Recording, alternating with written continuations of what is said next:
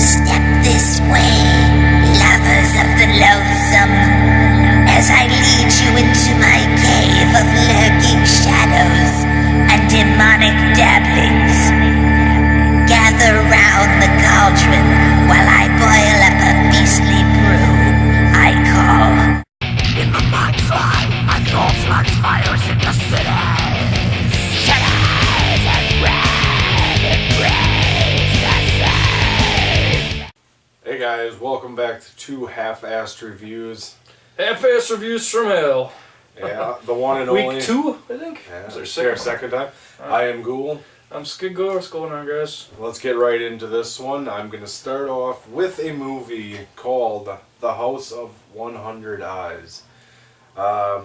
This is kind of a wannabe snuff film. It was made in 2013 by Jay Lee and Jim Roof, who actually Jim Roof stars in the movie as well.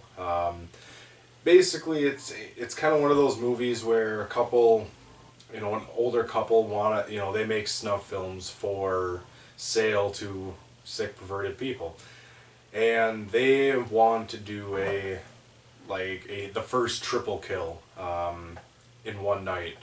So the movie kind of follows about them talking about what their plans are, how they're going to go about it, stuff they've done in the past.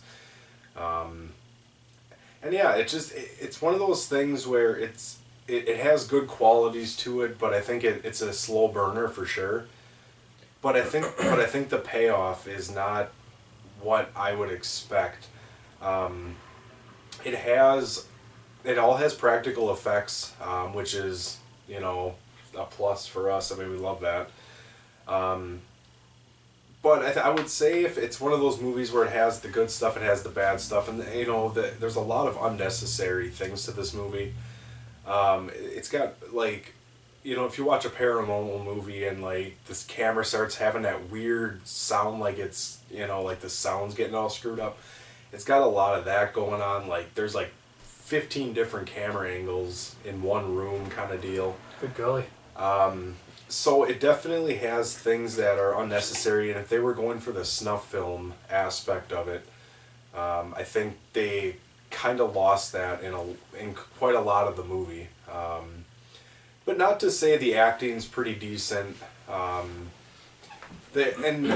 think the only other thing I could say is if you're doing a snuff film, don't blur out, tits or, really dick, ass. It doesn't matter, because that's what a snuff film is. It's about the grittiness. It's about bearing everything. And in this one, they blur out, nudity, which is actually kind of funny because you actually can see around the blurs and they're all wearing beige underwear. It's hilarious. They're trying to give the illusion that these people are naked, and it's no, they're not. But aside from all that, like I said, the practical effects it's a great thing, and it's one of those movies that's by artsploitation, so it's kind of a hit or miss. These kind of movies do tend to be a little artsy, but definitely check out House of 100 Eyes. I think it is a good watch. Again, these are all opinions. You might like something that we don't really care for. I would give this probably on a scale from 1 to 5 ghouls, I would give it about a 2.5. So, take that for what it is. But, Skidgore, what do you got?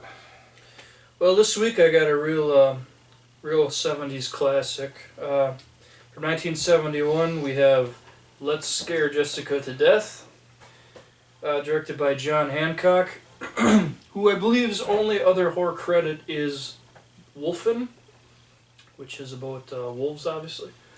That's pretty good. That's a pretty good one.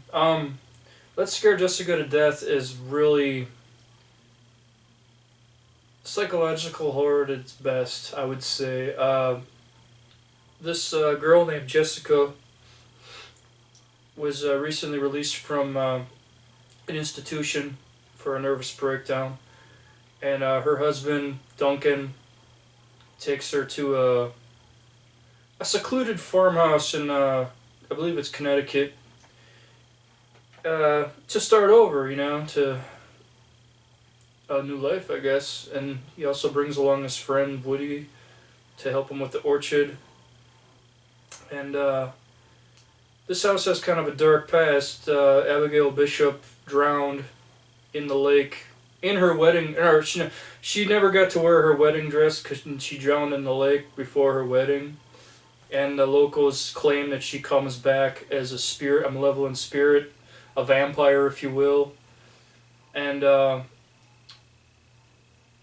it's kind of played out like, is this all in her mind, or did this really happen? You know, and he never really explains if this ever happened. But the atmosphere in this movie just sells it. The house that they are in kind of reminds me a little bit of the House by the Cemetery, the Joe Fulci's. And it's all surrounded by mist and fog, and it just looks really malevolent and really, really sells it.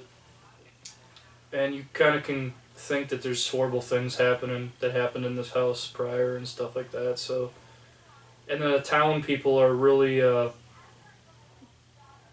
really do not like this couple because, let's face it, this is the 70s and these are hippies. You know, it was that time, they were hippies, and they drive around in a hearse with a heart on it.